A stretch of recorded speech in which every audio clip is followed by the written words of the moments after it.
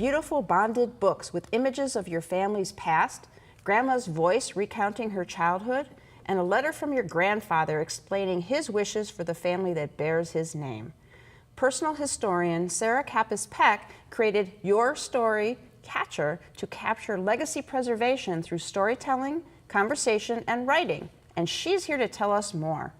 So welcome to our show. Thank you for having me. This sounds like such a wonderful idea. How do you help a family preserve their legacy? It starts with conversations and the willingness to share stories. Storytelling connects all of us.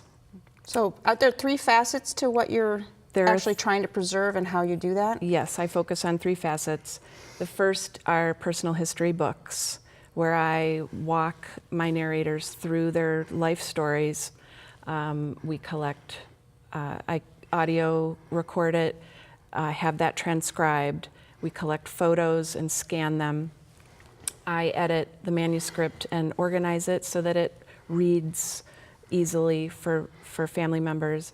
And then we put it all together into a book. Okay. Not everyone wants to create a book, so some people want to write their own story, so I offer life writing classes and coaching. Oh, and here we have on the screen some of the books that you have on display here for different family histories. Yes. Love the picture of the little girl. I know, I love these old photos. They are so nostalgic, and there are so few of them, so they're very precious. And as you can see, every book is as unique as its narrator. So what one person loves, another person would like something different. Right. I also do legacy letters, helping people to record their values and beliefs for their family members. Okay, so in the legal biz, we sometimes call it something an ethical will, which is sort of Yes. setting forth what your goals are for the family. Is that what you mean by that? Yes, very similar. It is a conversation that happens through either working on a book or also just doing life writing. I always try and include questions about values and beliefs and hopes and wishes for future generations. And it's a way to put things in writing that you might not always get a chance to share with your family. And so it gets put away, and it's a little treasure to be found. All right, so I mean, some people I'm sure have to be drawn out to get any information whatsoever. So what's the Yes. process for when we've got somebody who's a little hesitant or doesn't quite remember everything? Yes, so I try and make it very comfortable. I offer an outline to help people realize, I'm not asking any trick questions.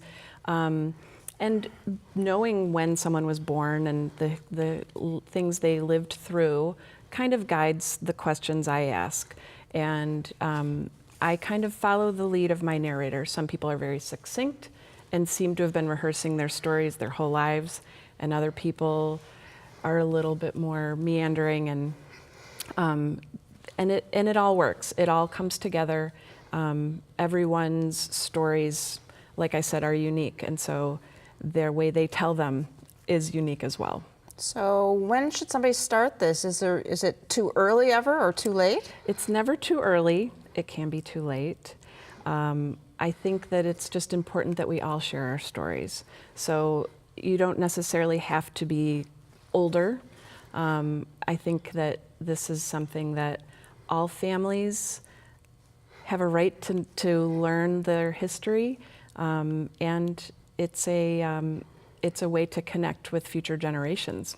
All right, I think this is a great idea. So I'm glad you could you. come to the show and Thank share you. it. Don't let your family memories be forgotten.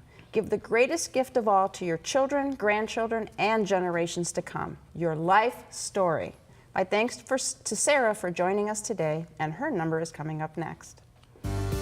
For more information on Your Story Catcher, call 216-310-2864 or log on to www.yourstorycatcher.com.